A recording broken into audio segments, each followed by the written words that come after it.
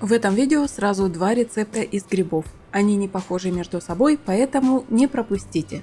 Для первого рецепта нам понадобятся шампиньоны. Заранее их помыла и подготовила. Шампиньоны кладу в кипящую воду, накрываю крышкой и варю после закипания примерно 10 минут. Важно, не переваривайте, чтобы они оставались плотными и ароматными. После варки сливаю воду и перекладываю грибы в большую миску. Здесь они будут смешиваться с остальными ингредиентами. Теперь добавим морковь. Вымытую чистую морковь натираю на корейской терке. Но если такой нет, берите обычную терку или нарежьте соломкой, кому как удобнее. Высыпаю морковь к грибам. Дальше лук. Беру фиолетовый лук, нарезаю тонкой соломкой и тоже отправляю в миску. Лук дает салату свежесть и легкую остроту, но в сочетании с грибами получается гармонично. Переходим к сладкому перцу. Удаляю плодоножку, семена и белые прожилки. Нарезаю тоже соломкой, высыпаю к остальным овощам. Из зелени у меня петрушка. Нарезала ее и добавляю в миску. Зелень дает свежесть, яркий цвет и аромат. Благодарю вас за теплые слова в комментариях, мне очень приятно. И спасибо, что делитесь видео с друзьями. Теперь готовим маринад, который сделает салат насыщенным и ароматным. Беру большую емкость и смешиваю соевый соус, растительное масло, горчицу в зернах, яблочный уксус, сахар, соль и чеснок, выдавленный через пресс. Все тщательно перемешиваю венчиком до однородности. Заливаем маринадом грибы с овощами. Аккуратно перемешиваем. Лучше, конечно, дать им настояться пару часов. Если честно, на следующий день салат становится еще вкуснее. Аромат усиливается, грибы и овощи пропитываются маринадом. И каждая ложка – настоящий праздник вкуса. Особенно хорошо, что рецепт простой, но при этом выглядит на столе красиво. Не нужно сложных техник или редких ингредиентов. Все доступно быстро и красиво. И да, для тех, кто любит добавлять свои нотки, сюда отлично подойдет даже щепотка перца чили. Так салат заиграет по-новому.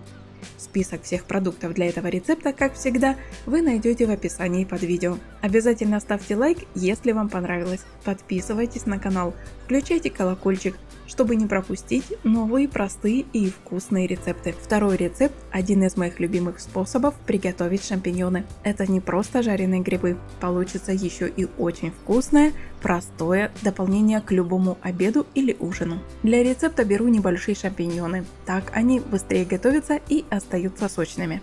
Расскажите в комментариях, моете ли вы шампиньоны перед готовкой или чистите ножом. Я делаю так: пересыпаю грибы парой ложек муки, добавляю немного воды и аккуратно перемешиваю. Мука собирает всю грязь и остатки, потом просто промываю и все чисто. Быстро, удобно и не надо возиться с каждым грибом отдельно. Если не пробовали, очень советую. Если у вас есть свои способы, обязательно пишите в комментариях. Ставлю сковороду на средний огонь. Наливаю немного растительного масла. Шампиньоны кладу целиком. Они у меня не крупные и резать их не нужно. Слегка подсаливаю. Сначала они пустят сок, это нормально. Пока грибы обжариваются, нарежу лук. Беру обычный, режу небольшими кусочками. Через 3-5 минут добавляю его к грибам. Если жидкости еще много, не страшно, она быстро испарится.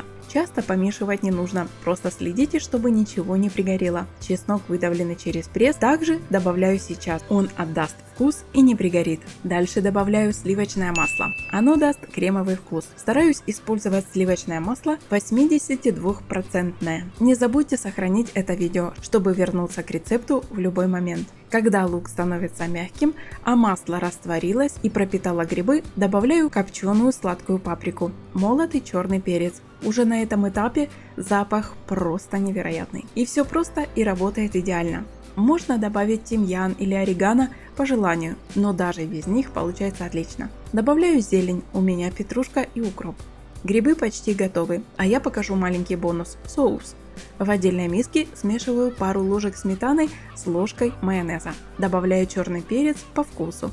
Если любите поострее, можно немного чеснока или горчицы. Соус нейтральный, но отлично дополняет вкус грибов. Можно подавать отдельно или прямо сверху на горячие грибы. Грибы перекладываю в тарелку, Они получаются румяные, ароматные и со сладостью лука и мягкой масляной ноткой. Поливаю соусом сверху и все, можно подавать. Готовится очень просто, продукты самые обычные, но результат именно тот, к которому хочется возвращаться снова и снова. Спасибо, что смотрите мои видео. Если рецепт понравился, ставьте лайк, подписывайтесь, оставляйте комментарии и делитесь видео с друзьями. А впереди еще много простых, вкусных и быстрых рецептов.